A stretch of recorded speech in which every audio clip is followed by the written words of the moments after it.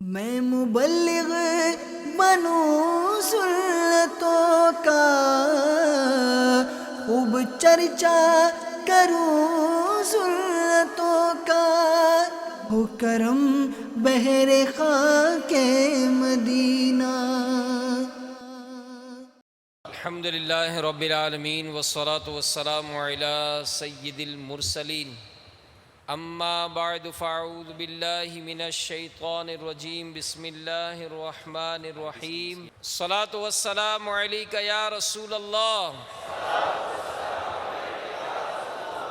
وعلی آلک وصحابک یا حبیب اللہ۔ الصلاة والسلام علیک یا نبی اللہ وعلی آلک وصحابک یا نور اللہ۔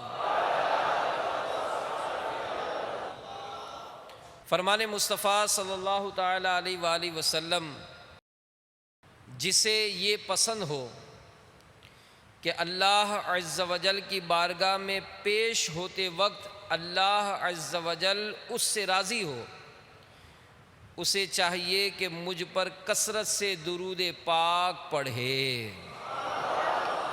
بیٹھتے اٹھتے جاگتے سوتے، بیٹھتے اٹھتے جاگتے سوتے، ہو الہی میرا شعار درود۔ صلو علی الحبیب صلی اللہ تعالی علی محمد وعلی آلہ وصحبہ وبارک وسلم۔ ماہ ذوالحجۃ الحرام اپنی خوشبوئیں، بہاریں اور برکتیں لٹا رہا ہے۔ یہ وہ مبارک مہینہ ہے جس میں اللہ عز و جل کے پیارے نبی حضرت سیدنا ابراہیم خلیل اللہ علی نبینا وعلیہ الصلاۃ والسلام نے اپنے صاحبزادے حضرت سیدنا اسماعیل ذبیح اللہ علی نبینا وعلیہ الصلاۃ والسلام کے ساتھ مل کر صبر و رضا کا ایسا منظر پیش کیا جس کی نظیر نہیں ملتی، مثال نہیں ملتی۔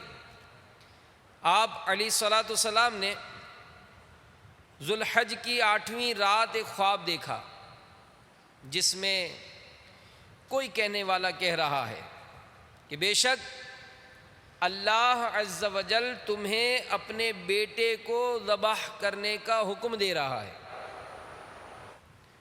9ویں رات پھر وہی خواب دیکھا، 10ویں رات پھر وہی خواب دیکھنے کے بعد آپ علیہ السلام نے صبح اس خواب پر عمل کرنے یعنی بیٹے کی قربانی کا پکا ارادہ فرمایا۔ اللہ عز و جل کے حکم پر عمل کرتے ہوئے بیٹی کی قربانی کے لیے سیدنا ابراہیم خلیل اللہ علی نبینا وعلیہ الصلاۃ والسلام نے جب اپنے پیارے بیٹے سیدنا اسماعیل ذبیح اللہ علیہ الصلاۃ والسلام کو، جن کی عمر اس وقت 7 یا 13 سال یا اس سے تھوڑی زائد تھی، لے کر چلے۔ پھر جس طرح سیدنا اسماعیل علیہ السلام نے کہا تھا ان کو اسی طرح باندھ دیا، اپنی چھری تیز کی، حضرت اسماعیل علیہ السلام کو پیشانی کے بل لٹایا، ان کے چہرے سے نظر ہٹا لی، ان کے گلے پر چھری چلا دی، لیکن چھری نے اپنا کام نہ کیا، یعنی گلا نہ کٹا۔ اس وقت سیدنا ابراہیم علیہ السلام پر وحی نازل ہوئی۔ چنانچہ پارہ 23 سورۃ الصافات آیت نمبر 104 تا 107 میں ارشاد ہوتا ہے، وَنَادَيْنَاهُ أَن يَا إِبْرَاهِيمُ قَدْ صَدَّقْتَ الرُّؤْيَا إِنَّا كَذَلِكَ نَجْزِي الْمُحْسِنِينَ إِنَّ هَذَا لَهُوَ الْبَلَاءُ الْمُبِينُ وَفَدَيْنَاهُ بِذِبْحٍ عَظِيمٍ۔ ترجمہ کنز الایمان، اور ہم نے اسے ندا فرمائی، اے ابراہیم بے شک تو نے خواب سچ کر دکھایا، ہم ایسا ہی صلہ دیتے ہیں نیکوں کو، بے شک یہ روشن جانچ تھی اور ہم نے ایک بڑا ذبیحہ اس کے صدقے میں دے کر اسے بچا لیا۔ تو میٹھے میٹھے اسلامی بھائیوں، مدنی چینل کے ناظرین، اس واقعے سے جہاں حضرت سیدنا اسماعیل علی نبینا وعلیہ الصلاۃ والسلام کا اعلیٰ مقام صبر و رضا ثابت ہوتا ہے، وہیں سیدنا ابراہیم خلیل اللہ علی نبینا وعلیہ الصلاۃ والسلام کا اپنے رب عز و جل کا حد درجہ مطیع و فرما بردار ہونا بھی ظاہر کرتا ہے۔ یہاں ایک بات کہ کوئی شخص خواب یا غیبی آواز کی بنیاد پر اپنے یا دوسرے کے بچے یا کسی انسان کو ذبح نہیں کر سکتا، اگر کرے گا تو سخت گناہ گار اور عذاب نار کا حقدار ہوگا۔ حضرت ابراہیم علیہ السلام نے جو خواب کی بنا پر اپنے بیٹے کی قربانی کے لیے تیار ہو گئے، یہ حق ہے، کیونکہ آپ نبی ہیں، اور نبی کا خواب یہ وحی الہی ہوتا ہے۔ ان حضرات کا امتحان تھا، حضرت جبریل علیہ السلام جنتی دمبا لے آئے، اور اللہ عز و جل کے حکم سے حضرت ابراہیم علیہ السلام نے اپنے پیارے بیٹے کے بجائے اس جنتی دمبے کو ذبح فرمایا۔ تو آپ علیہ الصلاۃ والسلام کا نام ابراہیم ہے، اور ابراہیم سریانی زبان کا لفظ ہے، اس کے معنی ہے ابن رحیم، یعنی مہربان باپ۔ چونکہ سیدنا ابراہیم علیہ السلام یہ بچوں پر بہت مہربان تھے، نیز مہمان نوازی اور رحم و کرم میں آپ مشہور ہیں، اسی لیے آپ کو ابراہیم کہا جاتا ہے۔ اور بعض لوگوں نے کہا کہ ابراہیم اصل میں ابرم تھا، جس کے معنی ہیں بزرگ۔ تو چونکہ آپ بہت سے انبیاء کرام علیہم السلام کے والد ہیں، اور سارے دینوں میں آپ کی عزت، حتیٰ کہ مشرکین عرب بھی آپ کی عظمت کرتے تھے، اس لیے آپ کا نام ابراہیم ہوا۔ آپ علیہ الصلاۃ والسلام کی کنیت ابو دیفان یعنی بہت مہمان نواز ہے، کیونکہ آپ کا گھر یہ سڑک کے کنارے تھا، جو بھی وہاں سے گزرتا تھا ابراہیم علیہ السلام اس کی مہمان نوازی فرما دیتے۔ اور آپ علیہ الصلاۃ والسلام کی ولادت سرزمین اہواز کے مقام سوس میں ہوئی، پھر آپ کے والد آپ کو بابل ملک نمرود میں لے آئے۔ اللہ عز و جل نے آپ علیہ الصلاۃ والسلام کو حکمت و دانائی سے سرفراز فرمایا، آپ علیہ السلام کو زمین و آسمان کی تمام اشیاء کا مشاہدہ بھی کرایا۔ چنانچہ پارہ 7 سورۃ الانعام آیت نمبر 75 میں ارشاد ربانی ہے، وَكَذَلِكَ نُرِي إِبْرَاهِيمَ مَلَكُوتَ السَّمَاوَاتِ وَالْأَرْضِ وَلِيَكُونَ مِنَ الْمُوقِنِينَ۔ ترجمہ کنز الایمان۔ اور اسی طرح ہم ابراہیم کو دکھاتے ہیں ساری بادشاہی آسمانوں اور زمین کی، اور اس لیے کہ وہ عین الیقین والوں میں ہو جائے۔ تو آپ علیہ الصلاۃ والسلام کو 10 ایسی فضیلتیں حاصل ہیں جو آپ کے ساتھ خاص ہیں، ابراہیم علیہ السلام کے ساتھ خاص ہیں۔ وہ فضیلتیں کیا ہیں؟ نمبر 1، رسول پاک صلی اللہ علیہ وآلہ وسلم کے بعد سیدنا ابراہیم علیہ السلام سب سے افضل ہیں۔ حضرت ابراہیم علیہ السلام ہی اپنے بعد آنے والے سارے انبیاء علیہم السلام کے والد ہیں۔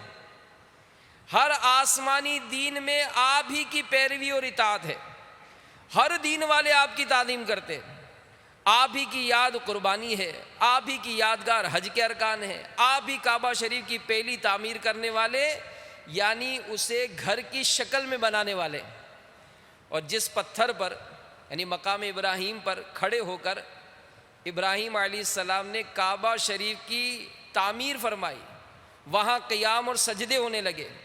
سبحان اللہ۔ ایک بڑی پیاری بات کہ مسلمانوں کے فوت ہونے والے بچوں کی ابراہیم علیہ السلام اور آپ کی بیوی صاحبہ حضرت سیدتنا سارہ رضی اللہ تعالی عنہا عالم برزخ میں پرورش کرتے ہیں۔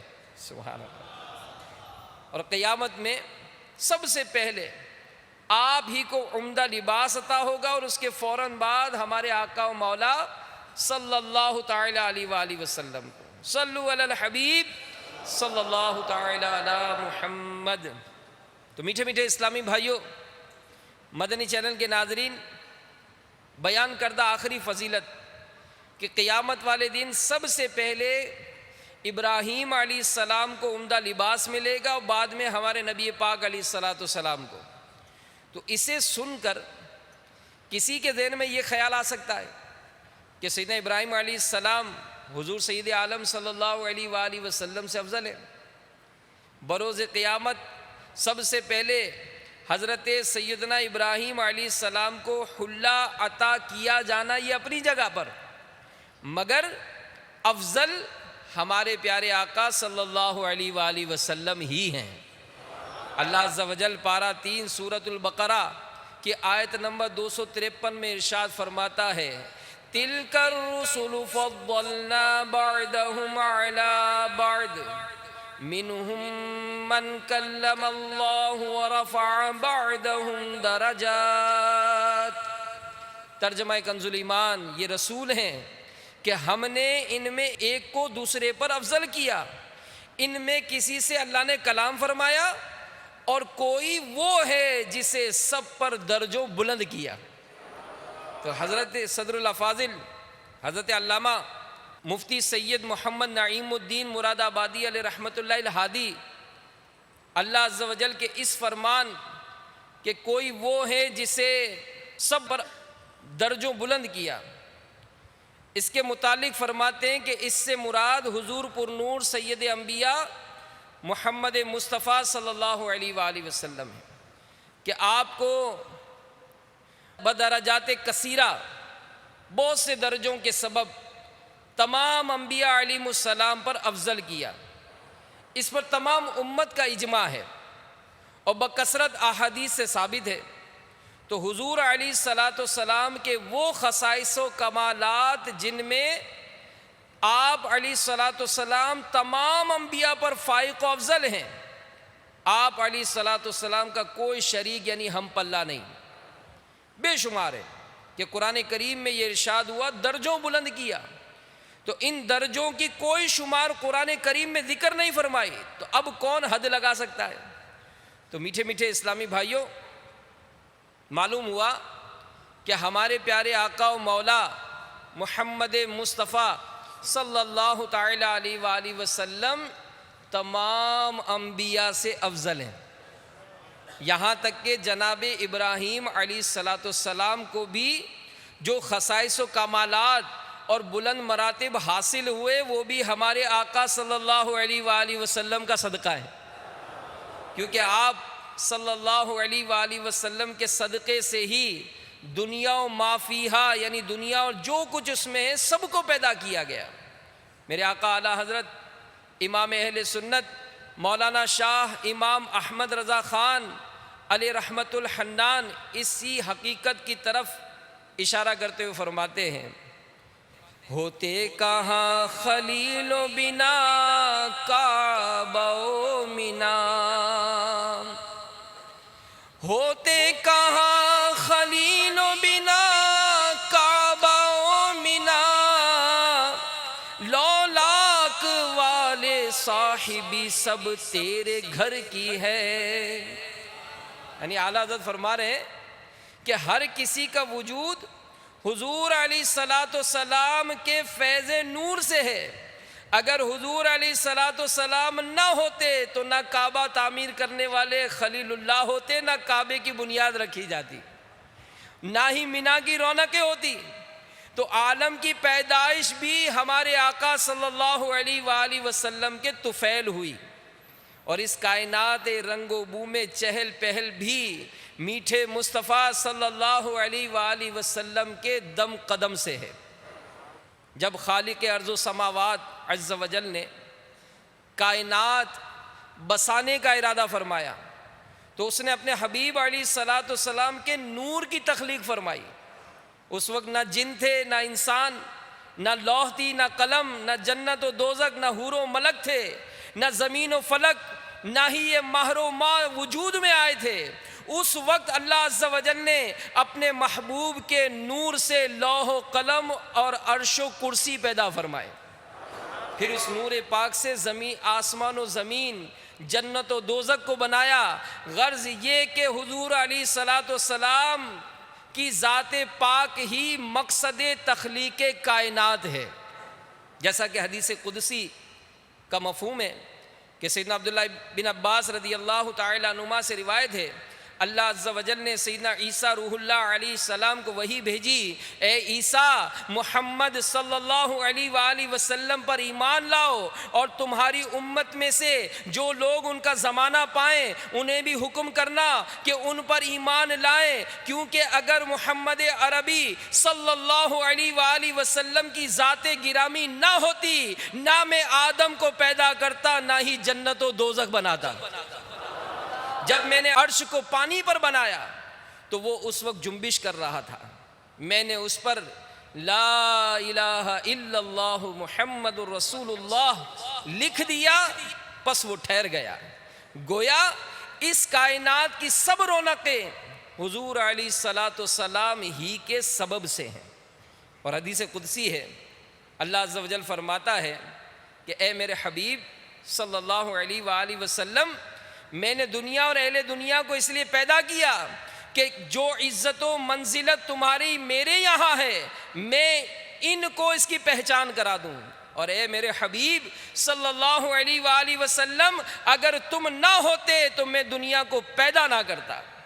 تو معلوم ہوا کہ دنیا کی تمام اشیاء، یہاں تک کہ جملہ انبیاء علیہ السلام کو بھی وجود کی دولت ہمارے آقا مکی مدنی مصطفیٰ صلی اللہ علیہ وآلہ وسلم ہی کے توسل سے ملی ہے، اور آپ ہی اصل کائنات اور منبع موجودات ہیں۔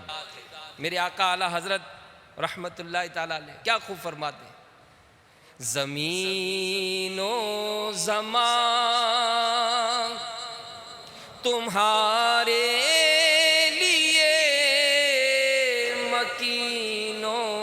مکان تمہارے لیے چنین و چنا تمہارے لیے بنے دو جہاں تمہارے لیے، دہن میں زبان تمہارے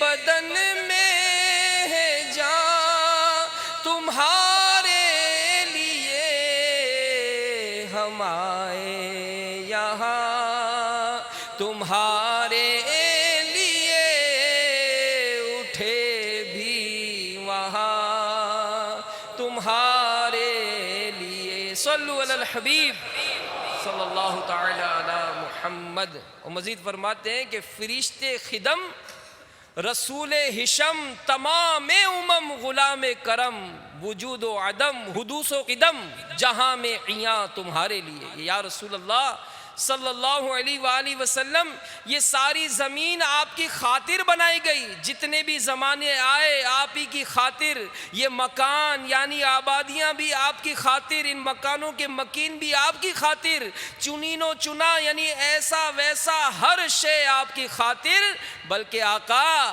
دونوں جہاں ہی آپ کے لیے ہیں۔ مزید فرماتے اعلیٰ حضرت کہ یا رسول اللہ صلی اللہ علیہ وآلہ وسلم، فرشتے آپ کے خدمت گزار ہیں، انبیاء اور رسول علیہ الصلاۃ والسلام آپ صلی اللہ علیہ وآلہ وسلم کے خیر خواہ ہیں، تمام امتیں آپ کے کرم کی بھکاری ہیں، وجود ہو یا عدم یعنی ہونا ہو یا نہ ہو، عالم حدوث ہو یا قدم یعنی زندگی ہو یا موت، نیا ہو یا پرانا، رات ہو یا دن، ان سب کی جلوہ سامانیہ آقا آپ کی ذات بابرکات کے طفیل ہیں۔ صلو علی الحبیب صلی اللہ تعالی علی محمد۔ میٹھے میٹھے اسلامی بھائیوں، مدنی چینل کے ناظرین، حضرت ابراہیم خلیل اللہ علیہ نبینا وعلیہ الصلاۃ والسلام کو اللہ عز و جل نے ہمارے پیارے نبی مکی مدنی صلی اللہ علیہ وآلہ وسلم کے بعد تمام انبیاء میں سب سے بڑا رتبہ عطا فرمایا، اور اللہ عز و جل اپنے مقرب و محبوب بندوں کو آسانیوں کے ساتھ ساتھ بہت سی مشکلات میں مبتلا فرما کر آزمائش بھی فرماتا ہے۔ یہ نفوس قدسیہ حرف شکایت زبان پر لانے کے بجائے خندہ پیشانی کے ساتھ ان مصائب و آلام کو برداشت کرتے ہیں۔ اللہ عز و جل نے ابراہیم خلیل اللہ علیہ السلام کو بھی کئی چیزوں کے ذریعے آزمایا۔ آپ علیہ السلام اللہ عز و جل کے فضل و کرم سے ہر امتحان میں کامیاب ہوئے۔ آپ علیہ السلام کی قوم شرک کی لعنت میں مبتلا تھی۔ جب آپ علیہ السلام نے اعلان نبوت فرمایا تو سب سے پہلے اپنے اہل و عیال میں سے اپنے چچا سے آغاز فرمایا، اسے شرک سے باز رہنے اور اللہ عز و جل کو ہی معبود حقیقی ماننے کی دعوت دی۔ اس کا نتیجہ یہ نکلا کہ آپ علیہ السلام کا چچا آپ کی بات ماننے کے بجائے آپ علیہ السلام کا دشمن ہو گیا۔ قرآن پاک میں یہ واقعہ یوں بیان کیا گیا، پارہ 16 سورہ مریم آیت نمبر 42-43 میں ارشاد ہوتا ہے، اذ قال لأبیہ یا ابت لم تعبد ما لا يسمع ولا يبصر ولا يغنی عنک شیئا یا ابت انی قد جاءنی من العلم ما لم یأتک فاتبعنی اہدک صراطا سویا۔ ترجمہ کنز الایمان، جب اپنے باپ سے بولا، اے میرے باپ کیوں ایسے کو پوجتا ہے جو نہ سنے نہ دیکھے اور نہ کچھ تیرے کام آئے؟ اے میرے باپ بے شک میرے پاس وہ علم آیا جو تجھے نہ آیا، تو میرے پیچھے چلا، میں تجھے سیدھی راہ دکھاؤں۔ تو میٹھے میٹھے اسلامی بھائیوں، آیت مبارکہ میں ابراہیم علیہ السلام کے چچا کو باپ سے تعبیر کیا گیا۔ اس کی وجہ بیان کرتے ہوئے صدر الافاضل مولانا مفتی سید محمد نعیم الدین مراد آبادی علیہ رحمۃ اللہ الہادی فرماتے ہیں کہ قاموس میں ہے کہ آزر حضرت ابراہیم علیہ السلام کے چچا کا نام ہے، اور امام علامہ جلال الدین سیوطی رحمۃ اللہ تعالیٰ علیہ نے مسالک الحنفاء میں بھی ایسا ہی لکھا ہے کہ چچا کو باپ کہنا تمام ممالک میں معمول ہے، بالخصوص عرب میں۔ تو قرآن پاک میں بھی ہے، نعبد الہک و الہ آبائک ابراہیم و اسماعیل و اسحاق الہا واحدا۔ اس میں حضرت اسماعیل علیہ السلام کو حضرت یعقوب کے آبا میں ذکر کیا گیا ہے، باوجود یہ کہ آپ عم یعنی چچا ہیں۔ تو الغرض ابراہیم علیہ السلام نے اپنے چچا کو ہر طرح سمجھایا، لیکن وہ اپنے آبا و اجداد کے دین کو چھوڑنے پر راضی نہ ہوا اور انتہائی سخت لہجے میں جواب دیا۔ چنانچہ پارہ 16 سورہ مریم کی آیت نمبر 46 میں بیان فرمایا ہے، ترجمہ کنز الایمان، بولا کیا تو میرے خداؤں سے منہ پھیرتا ہے؟ اے ابراہیم، بے شک اگر تو باز نہ آیا تو میں تجھے پتھراؤ کراؤں گا اور مجھ سے زمانے دراز تک بے علاقہ ہو جا۔ تو آپ علیہ السلام کہ چچا نے جب آپ کی بات ماننے سے انکار کیا اور آپ کا دشمن ہو گیا، تو اس کے بعد آپ علیہ السلام نے اپنی قوم کو دعوت دی۔ انہوں نے بھی آپ علیہ السلام کی بات ماننے سے انکار کر دیا، مگر آپ علیہ السلام مسلسل اپنی قوم کو نیکی کی دعوت دینے اور انہیں کفر و شرک کی اندھیری وادیوں سے نکالنے کے لیے کمر بستہ رہے، مگر وہ باز نہ آئے، اور وہ بھی آپ علیہ السلام کے دشمن ہو گئے اور کہنے لگے، ترجمہ کنز الایمان بولے، انہیں قتل کر دو یا جلا دو۔ تو صدر الافاضل حضرت مفتی سید محمد نعیم الدین مراد آبادی علیہ رحمۃ اللہ ہادی فرماتے ہیں کہ نمرود اور اس کی قوم آپ علیہ السلام کو جلا ڈالنے پر متفق ہو گئی، اور انہوں نے آپ علیہ السلام کو ایک مکان میں قید کر دیا اور قریہ کوثا میں ایک عمارت بنائی۔ 1 مہینے تک بکوشش تمام قسم قسم کی لکڑیاں جمع کی، ایک عظیم یعنی بڑی آگ جلائی جس کی تپش سے ہوا میں پرواز کرنے والے پرندے جل جاتے تھے، اور ایک منجنیق یعنی پتھر پھینکنے کی توپ کھڑی کی، آپ علیہ السلام کو باندھ کر اس میں رکھ کر آگ میں پھینکا۔ اس وقت آپ کی زبان پر کیا جاری تھا؟ سبحان اللہ، حسبی اللہ و نعم الوکیل ہے، حسبی اللہ و نعم الوکیل، یعنی اللہ عز و جل مجھے کافی ہے، اور کیا ہی اچھا کارساز۔ جبریل امین علیہ السلام نے آپ سے عرض کی اے ابراہیم کچھ کام ہے؟ آپ علیہ السلام نے فرمایا تم سے نہیں ہے اے جبرائیل، تم سے نہیں ہے۔ تو جبریل علیہ السلام نے عرض کی تو اپنے رب سے سوال کیجئے۔ فرمایا سوال کرنے سے اس کا میرے حال کو جاننا میرے لیے کفایت کرتا ہے۔ تب اللہ عز و جل نے اس آگ کو حکم فرمایا یا نار کونی بردا و سلاما علی ابراہیم، ترجمہ کنز الایمان کہ اے آگ ہو جا ٹھنڈی اور سلامتی ابراہیم پر۔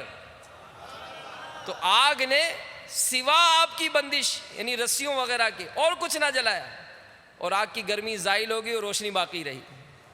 تو میٹھے میٹھے اسلامی بھائیوں، مدنی چینل کے ناظرین، دیکھا آپ نے کہ سیدنا ابراہیم خلیل اللہ علیہ السلام نے اپنی قوم کو دین حق کی دعوت دینے میں کیسی ہمت، استقامت، حوصلے اور صبر سے کام لیا۔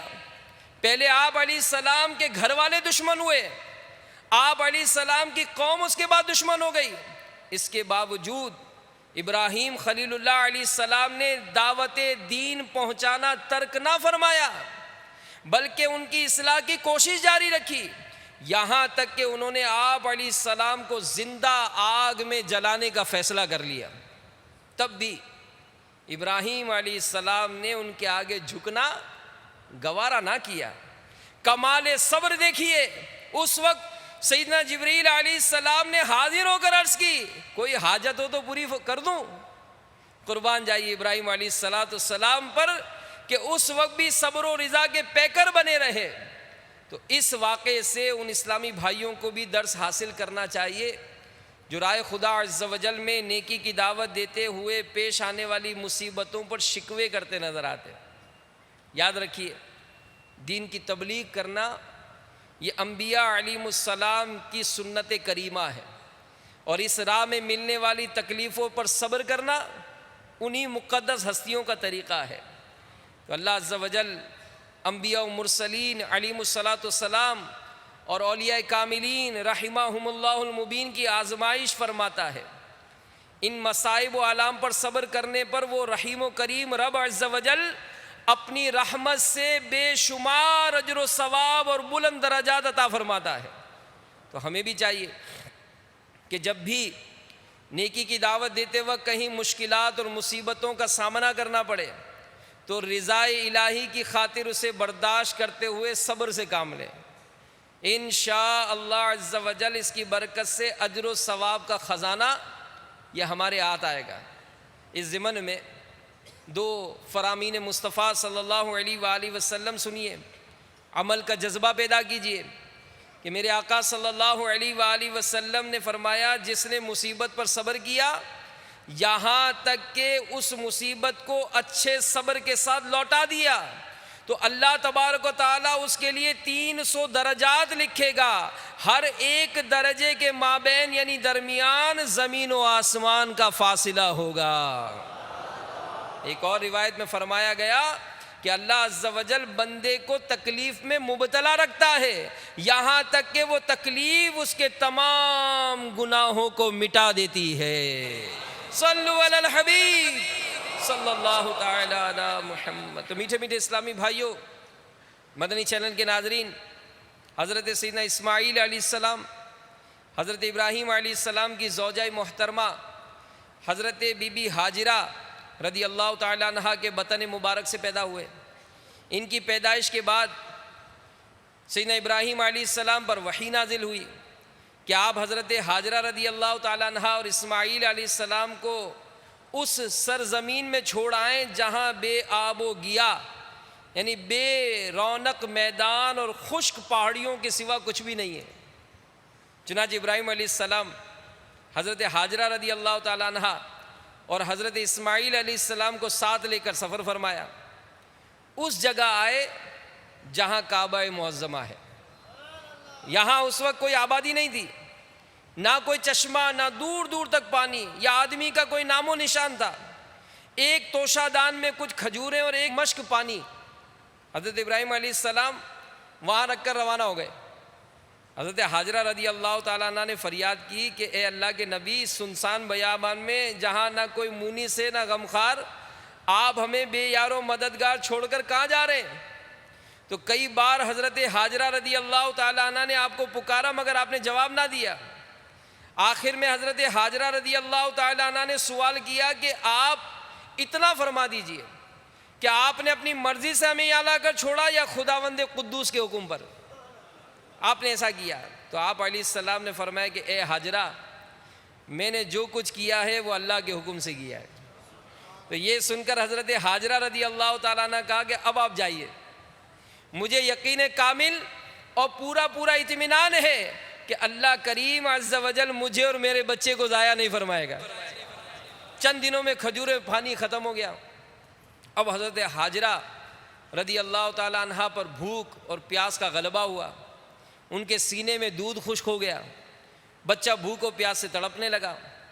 حضرت حاجرہ رضی اللہ تعالیٰ عنہ نے پانی کی تلاش و جستجو میں 7 چکر صفا و مروہ کے لگائے مگر پانی کا کوئی سراغ دور دور تک نہیں ملا.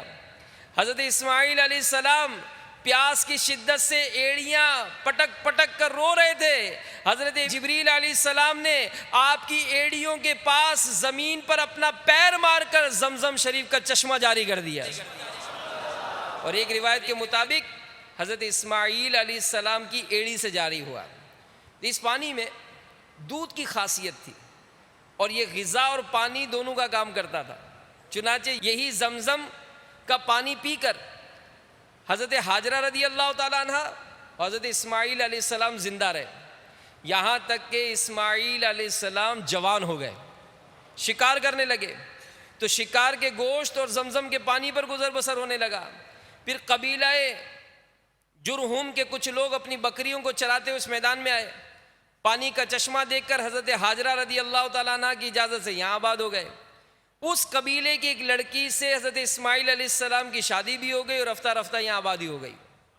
صلو علی الحبیب صلی اللہ تعالی علی محمد. تو میٹھے میٹھے اسلامی بھائیوں، مدنی چینل کے ناظرین، اس واقعے سے ہمیں یہ بھی معلوم ہوا کہ حضرت ابراہیم علیہ السلام اپنے رب تعالیٰ کے بہت ہی اطاعت گزار اور فرما بردار تھے کہ آپ نے رضا الہی کی خاطر وہ بچہ جس کو بڑی دعاؤں کے بعد بڑھاپے میں پایا تھا، جو آپ کی آنکھوں کا نور اور دل کا سرور تھا، فطری طور پر ابراہیم علیہ السلام اس کو کبھی بھی اپنے سے جدا نہیں کر سکتے تھے، مگر اللہ کی رضا کی خاطر اپنے پیارے فرزند اور زوجہ کو وادی بطحا کی اس سنسان جگہ پر چھوڑ آئے جہاں سر چھپانے کو درخت کا پتا اور پیاس بجھانے کو پانی کا قطرہ بھی نہیں تھا. سبحان اللہ. نہ وہاں کوئی یار و مددگار، نہ کوئی مونس و غمخوار. تو ہم میں سے کوئی ہوتا تو شاید اس کے تصور ہی سے اس کے سینے میں دل دھڑکنے لگتا، بلکہ شدت غم سے دل پھٹ جاتا. مگر حضرت ابراہیم خلیل اللہ علیہ السلام اللہ عز و جل کا یہ حکم سن کر نہ فکر مند ہوئے، نہ ایک لمحہ کے لیے سوچ و بچار میں پڑے، نہ رنج و غم سے نڈھال ہوئے، بلکہ فوراً ہی اپنے رب عز و جل کا حکم بجا لانے کے لیے بیوی اور بچے کو لے کر ملک شام سے سرزمین مکہ چلے گئے اور وہاں بیوی بچے کو چھوڑ کر ملک شام واپس آ گئے. اللہ اکبر. اس جذبہ اطاعت یاری اور جوش فرما برداری پر ہماری جان قربان ہو. اے کاش ہم بھی رضا الہی کی خاطر، اسلام کی ترویج و اشاعت کی خاطر، سنتیں سیکھنے، لوگوں کو نیکی کی دعوت عام کرنے کے لیے خود بھی اپنے جگر پاروں، آنکھوں کے تاروں کو خود سے جدا کر کے کئی سالوں یا مہینوں کے لیے نہیں بلکہ مہینے میں صرف 3 دن کے لیے راہ خدا عز و جل میں عاشقان رسول کے ساتھ مدنی قافلوں میں سفر پر روانہ کرنے والے بن جائیں. ہفتہ وار سنتوں پر اجتماع میں اپنے سمجھدار اور بڑے بچوں کے ساتھ خود بھی شرکت کرنا ہمارا معمول بن جائے. داڑھی، امامہ اور دیگر سنتوں پر عمل کرنے اور اپنے بچوں کو سنتوں پر عمل کی ترغیب دلانے کی سعادت نصیب ہو جائے. اے کاش اللہ تبارک و تعالی ہمیں اور ہماری اولاد کو اپنے دین متین کی خدمت کے لیے قبول فرما لیں. ہم سنتوں کے لیے کی خدمت کے لیے قبول ہو جائیں. وہ بے نیاز ہے, وہ حاجت مند نہیں کہ ہم دین کا کام کریں گے اور نیکی کی دعوت عام کریں تبھی نیکی کی دعوت عام ہوگی. وہ جس سے چاہیے کام لے لے. بس دعا ہماری یہ ہو کہ اللہ اس سعادت سے ہمیں ہماری اولادوں کو بھی محروم نہ کرنا, اس سعادت میں ہمارا حصہ ڈلتا رہے. تو بہرحال میرے میٹھے میٹھے اور پیارے پیارے اسلامی بھائیوں, ابراہیم علیہ السلام کی ساری زندگی راہ خدا عز و جل میں قربانیاں دیتے ہوئے گزری. جب بھی حکم خداوندی آیا آپ نے تعمیل کرتے ہوئے کبھی گھر والوں کو شرک سے روکا, کبھی قوم کو نیکی کی دعوت دے کر ان کی مخالفت جھیلی, کبھی بادشاہ وقت کو توحید و رسالت کا پیغام حق سنایا, کبھی اپنی قوم کے ہاتھوں آتش کدے میں جلنا پڑا. بڑی چاہتوں مرادوں کے بعد بڑھاپے میں حاصل ہونے والے شیر خوار بیٹے کو اس کی والدہ کے ساتھ لق و دق یعنی ویران بیابان چٹیل میدان کہ وہ میدان جہاں کوئی سایہ دار درخت نہ تھا میں رب عز و جل کے حکم سے بغیر کسی دنیاوی سہارے کے اکیلا چھوڑ دیا. تو کبھی اسی بیٹے کے نرم و نازک گردن پر اپنے ہاتھوں سے چھری چلانے تک گریز نہ کیا. الغرض سیدنا ابراہیم خلیل اللہ علی نبینا علیہ الصلاۃ والسلام کی تمام زندگی اطاعت الہی میں بسر ہوتی نظر آتی ہے. آپ علیہ السلام کی داستان حیات کا ایک ایک گوشہ رضا الہی میں راضی رہنے کا درس دیتا ہے. آپ علیہ السلام کا ہر حال میں راضی برضا الہی رہنے کا جذبہ کروڑ صد کروڑ مرحبا. کاش کہ ہم بھی آپ علیہ السلام کی طرح اپنے مولا عز و جل کی رضا میں راضی رہنے والے بن جائیں. کاش کہ ہم بھی اطاعت الہی سے معمور زندگی بسر کرنے والے بن جائیں. حضرت سیدنا ابراہیم خلیل اللہ علیہ السلام راہ خدا عز و جل میں اپنی اولاد تک قربان کرنے کو تیار ہو گئے. اے کاش ہم بھی اپنا کچھ وقت راہ خدا عز و جل میں صرف کرنے والے بن جائیں. خوب مدنی قافلوں میں سفر کرنے کے ساتھ ساتھ مدنی انعامات کے عامل مدنی کاموں کی دھومیں مچانے والے بن جائیں. حضرت سیدنا ابراہیم علیہ السلام کی حیات طیبہ سے ہمیں یہ درس ملتا ہے کہ ہم پر کتنی ہی بڑی مصیبت آ جائے, کیسی ہی بڑی آزمائش میں مبتلا کیوں نہ ہو جائیں, ہمیں اپنے رب عز و جل کی رضا میں راضی ہوتے ہوئے صبر و شکر کے ساتھ وقت گزارنا چاہیے. بالفرض اگر ہم کسی مصیبت کا شکار ہو بھی جائیں تب بھی واویلا مچانے کے بجائے خود کو ملنے والے ثواب عظیم کی طرف نظر کرنی چاہیے. کتنی ہی نعمتیں ایسی ہیں جو بن مانگے ہمیں عطا ہوئی, ان کا سلسلہ بڑھتا ہی چلا جا رہا ہے. یقیناً خدائے احکم الحاکمین عز و جل کی بے شمار نعمتیں ساری کائنات کے ذرے ذرے میں بارش کی بوندوں, درختوں کے پتوں, سمندر کے قطروں, ریت کے ذروں سے زیادہ ہر لمحہ ہر گھڑی بن مانگے طوفانی بارشوں سے تیز برس رہی ہیں جن کو شمار کرنے کا تصور نہیں کیا جا سکتا. اور اس کا اعلان خود اللہ تبارک و تعالیٰ نے اپنے پیارے کلام میں فرمایا. چنانچہ پارہ 13 سورہ ابراہیم کی آیت نمبر 34 میں ارشاد باری تعالیٰ ہوا وَإِن تَعُدُّوا نِعْمَةَ اللَّهِ لَا تُحْصُوهَا. ترجمہ کنز ایمان, اور اگر اللہ کی نعمتیں گنو تو شمار نہ کر سکو گے. تو میٹھے میٹھے اسلامی بھائیوں, اے مدنی چینل کے ناظرین, یقیناً اس میں کوئی شک نہیں کہ بندہ کسی وقت کسی لمحے کسی بھی حالت میں اپنے مالک کے حقیقی عز و جل کی بے حد و بے عدد نعمتوں سے لا تعلق نہیں ہو سکتا. اس لیے اگر کوئی آزمائش کی گھڑی مقدر میں آ ہی جائے یا کوئی نعمت ختم ہو جائے تب بھی اللہ کی دوسری لا تعداد نعمتیں تو موجود ہوتی ہیں. لہذا عقل مند وہی ہے جو ایسے لمحات میں صبر و شکر کا دامن نہ چھوڑے, رضا الہی کی خاطر اسے برداشت کرے. انشاءاللہ عز و جل اس کی برکت سے اجر و ثواب کا ڈھیروں ڈھیر خزانہ ہمارے ہاتھ آئے گا. حدیث پاک سنیے, مسلمان کو جو بھی تکلیف, اذیت, اندیشہ, غم و ملال پہنچے, یہاں تک کہ اگر اس کو کانٹا بھی چبھ جائے تو اللہ عز و جل ان تکالیف کے سبب اس کے گناہ مٹا دیتا ہے. تو قیامت کے دن جب منادی ندا کرے گا کون ہے جس کا اللہ عز و جل پر قرض ہے, تو مخلوق کہے گی ایسا کون ہے جس کا قرض اللہ پر ہو.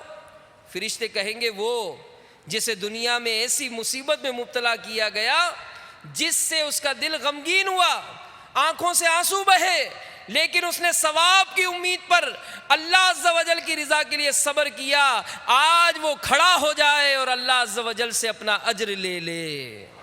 صلو علی الحبیب صلی اللہ تعالی علی محمد۔ تو میٹھے میٹھے اسلامی بھائیوں، مدنی چینل کے ناظرین، ہمیں بھی چاہیے اپنے اندر صبر و شکر جیسی عادت پیدا کرنے کی کوشش کریں۔ اس کے لیے اپنے اسلاف کی سیرت کا مطالعہ کریں۔ آج جیسے سیدنا ابراہیم علیہ السلام کے متعلق سنا کہ آپ نے اپنی ساری زندگی میں کیسی کیسی آزمائشوں پر صبر کیا، تو ہم بھی صبر و شکر کے مطابق اپنی زندگی گزاریں، اور پھر اللہ تبارک و تعالیٰ کو آپ کی جو ادائیں پسند آئیں، قربانی کرنے کی جو ادا ہوئی، یہ اتنی پسند آئی کہ تمام امت مسلمہ کو حکم فرما دیا کہ تم بھی میرے خلیل کی اس ادا پر عمل کرتے ہوئے جانور ذبح کیا کرو۔ چنانچہ ہر بالغ مقیم مسلمان مرد اور عورت مالک نصاب پر قربانی واجب ہے۔ مالک نصاب ہونے سے کیا مراد؟ اس شخص کے پاس 52.5 تولے چاندی یا اتنی مالیت کی رقم یا اتنی مالیت کا تجارت کا مال یا اتنی مالیت کا حاجات اصلیہ سے زائد سامان ہو، اور اس پر اللہ عز و جل یا بندوں کا اتنا قرض نہ ہو جسے ادا کر کے بیان کردہ نصاب باقی نہ رہے۔ فقہاء کرام رحمہم اللہ السلام فرماتے ہیں کہ حاجت اصلیہ یعنی ضروریات زندگی سے مراد وہ چیزیں ہیں جن کی عموماً انسان کو ضرورت ہوتی ہے، اور ان کے بغیر گزر اوقات میں شدید تنگی و دشواری محسوس ہوتی ہے، جیسے رہنے کا گھر، پہننے کے کپڑے، سواری، علم دین سے متعلق کتابیں، پیشے سے متعلق اوزار وغیرہ۔ تو قربانی کے فضائل یہ کئی احادیث میں وارد ہوئے۔ چنانچہ حضرت سیدنا زید بن ارقم رضی اللہ تعالیٰ عنہ فرماتے ہیں کہ صحابہ کرام علیہم رضوان نے عرض کی، یا رسول اللہ صلی اللہ علیہ وآلہ وسلم، یہ قربانیاں کیا ہیں؟ آپ صلی اللہ علیہ وآلہ وسلم نے ارشاد فرمایا، تمہارے باپ حضرت سیدنا ابراہیم علیہ السلام کی سنت ہیں۔ صحابہ کرام علیہم رضوان نے عرض کی، یا رسول اللہ صلی اللہ علیہ وآلہ وسلم، ان میں ہمارے لیے کیا ثواب ہے؟ فرمایا ہر بال کے بدلے ایک نیکی ہے۔ عرض کی اور اون میں؟ فرمایا اس کے ہر بال کے بدلے میں بھی ایک نیکی ہے۔ ایک اور حدیث میں ہے، اے لوگو خوش دلی سے قربانی کیا کرو اور ان کے خون پر رضا الہی عز و جل اور اجر کی امید رکھو، اگرچہ وہ زمین پر گر چکا ہو، کیونکہ وہ اللہ عز و جل کی حفاظت میں گرتا ہے۔ یاد رکھیے، جس شخص پر شرعی اصولوں کی بنا پر قربانی واجب ہے، اس پر قربانی کے متعلق مسائل سیکھنا بھی لازم ہے۔ اور میرا مشورہ تو یہ ہے کہ ابلغ گھوڑے سوار، یہ امیر علیہ سنت کا بڑا ہی معلوماتی رسالہ ہے، بہت ہی معلوماتی رسالہ، اس رسالے کو تو ضرور حاصل کر لیں، بلکہ ذہن نصیب جگہ جگہ تقسیم کریں۔ آپ کا دیا ہوا رسالہ کسی کے مطالعے میں آ جائے، اس کے علم میں اضافہ ہو، وہ پڑھ لے، ہو سکتا ہے قربانی کر دے، آپ کو بھی ثواب ملے گا۔ پھر اسی طرح اس میں جانوروں پر رحم کرنے کے حوالے سے بیان ہے، پھر اجتماعی قربانی جو کرتے ہیں ان کے لیے بھی کافی مسائل ہیں۔ تو بہرحال دعوت اسلامی کے مدنی ماحول کی برکتیں ہیں کہ الحمدللہ ہمیں علم دین کا خزانہ یہ دیا جاتا ہے، اور دعوت اسلامی کا مدنی ماحول کہ جس کے کم و بیش 97 شعبے ہیں جو سنتوں کی خدمت میں مشغول ہیں، ان شعبہ جات کو چلانے کے لیے ماہانہ کروڑ روپے کے اخراجات ہوتے ہیں۔ تو ہمیں بھی حصول ثواب کی خاطر دعوت اسلامی کے مدنی کاموں میں ترقی کے لیے اپنے گھر، رشتہ دار اور اہل محلہ بلکہ مختلف علاقوں میں جا کر دعوت اسلامی کا شعبہ جات کا تعارف کراتے ہوئے قربانی کی کھالیں جمع کرنے کی بھرپور کوشش کرنی چاہیے۔ شعبہ جات کا تذکرہ ہوا، مجلس مزارات اولیاء یہ دعوت اسلامی کا ایک شعبہ ہے۔ اب اولیاء کرام کی مزارات، سبحان اللہ، ہماری حاضریاں ہوتی ہیں، آرا سے بزرگان دین میں تو لاکھوں لاکھ کی تعداد ہوتی ہے۔ دعوت اسلامی کی مجلس یعنی مجلس مزارات اولیاء، یہ اولیاء کرام کے مزارات پر جا کر تربیتی حلقے لگاتی ہے۔ آنے والے زائرین کو وہاں بھی نیکی کی دعوت پیش کی جاتی ہے، انہیں وضو سکھایا جاتا ہے، غسل سکھایا جاتا ہے، نماز سکھائی جاتی ہے، دعائیں یاد کرائی جاتی ہیں۔ ظاہر ہے ان بزرگوں نے اپنی زندگی دین کے لیے وقف کی، دین کی خدمت کی۔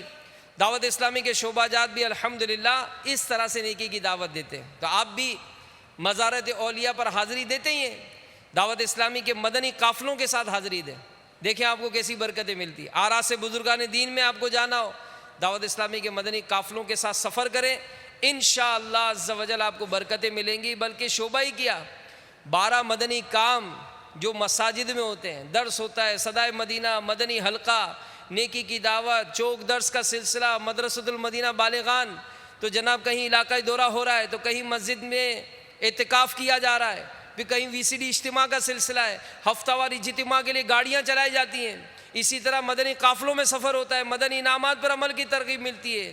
تو یہ جو مختلف مساجد میں 12 مدنی کام ہوتے ہیں، پریکٹیکلی اپنے آپ کو اس میں بھی شامل کرائیں اور پھر دعائے عطار حاصل کریں۔ جی ہاں، امیر اہل سنت دعا دیتے ہیں، وہ ان اسلامی بھائیوں کو جو درس فیضان سنت دیتے ہیں، ان اسلامی بھائیوں کو جو چوک درس دیتے ہیں، ان اسلامی بھائیوں کو دعائیں دیتے ہیں جو مدرسۃ المدینہ بالغان میں قرآن پڑھتے ہیں، پڑھاتے ہیں، ان اسلامی بھائیوں کو دعائیں دیتے ہیں جو ہفتہ وار اجتماع میں گاڑیاں چلاتے ہیں، ان اسلامی بھائیوں کو دعاؤں سے نوازتے ہیں جو علاقائی دورہ برائے نیکی کی دعوت کرتے ہیں، ان اسلامی بھائیوں کو دعاؤں سے نوازتے ہیں جو مدنی قافلوں میں سفر کرتے ہیں۔ بلکہ یہاں تک فرمایا کہ اپنی ساری نیکیاں عطار نیکی اس کے نام، 12 مدنی قافلوں میں کر لے جو سفر۔ تو کون ہے جو امیر اہل سنت کی نیکیوں میں سے حصہ لینا چاہتا ہے؟ سبحان اللہ، سبحان اللہ، سب چاہتے ہیں، تقریباً سبھی چاہیں گے کہ میرا عمل اعمال یہ نیکیوں سے بھرپور مالا مال ہو جائے۔ آئیے مدنی قافلے میں سفر کیجئے، تو اللہ تبارک و تعالی ہمیں عمل کرنے کی توفیق عطا فرمائے۔ صلو علی الحبیب صلی اللہ تعالی علی محمد۔ میں مبلغ بنوں سنتوں کا، خوب چرچا کروں سنتوں کا، ہو کرم بہر خاک مدینہ۔